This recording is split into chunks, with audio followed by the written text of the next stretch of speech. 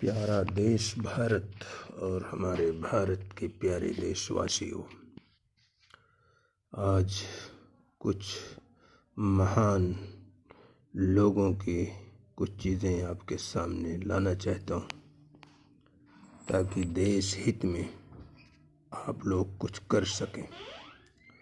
Leo Tolstoy जो 1828 में पैदा हुए थे, 1910 में डेथ हुई। ये रशियन दार्शनिक और लेखक हैं। इन्होंने कहा, अगर किसी देश को बर्बाद करना हो तो वहाँ के लोगों को धर्म के नाम पर आपस में लड़ा दो, वो देश अपने आप बर्बाद हो जाएगा।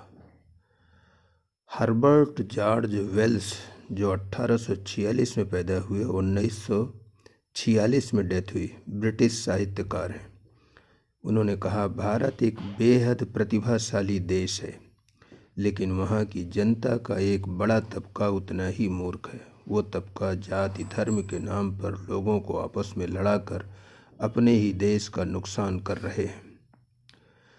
प्रसिद्ध जर्मन वैज्ञानिक अल्बर्ट आइंस्टीन ने जो 1879 में पैदा हुए, 1955 में डेथ हुई, उन्होंने कहा कि उस देश के विनाश को कोई रोक नहीं सकता जिस देश की सरकार में बैठे लोग ही अपनी जनता को सिर्फ वोट की खातिर डराना शुरू कर दें। और चीन में जन्मे अमेरिकी विचारक और लेखक हास्टन स्मिथ जो 1919 में पैदा हुए, 2016 में डेथ हुई, उन्होंने कहा, भारत की सबसे बड़ी कमजोरी उसके अपने लोग ही बने हुए हैं जो धर्म और जाति के नाम पर आपस में बांटकर अपने देश का दुर्भाग्य लिख रहे हैं।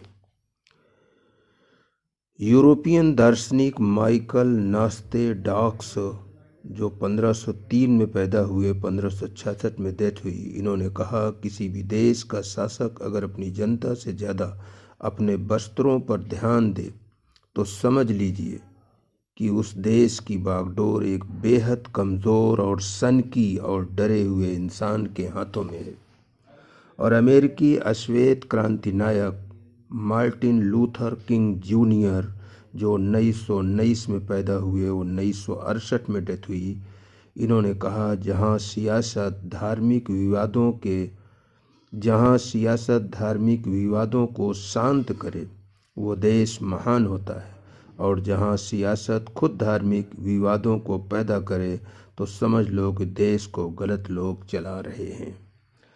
देशवासियों, ये महान लोगों के स्टेटमेंट इसलिए नहीं सुनाए कि सुनिए और सो जाइए, इसलिए सुनाया कि अगर देश का विकास चाहते हो, उन्नत चाहते हो, तो आपस में मिलजुल कर रहना सीखो।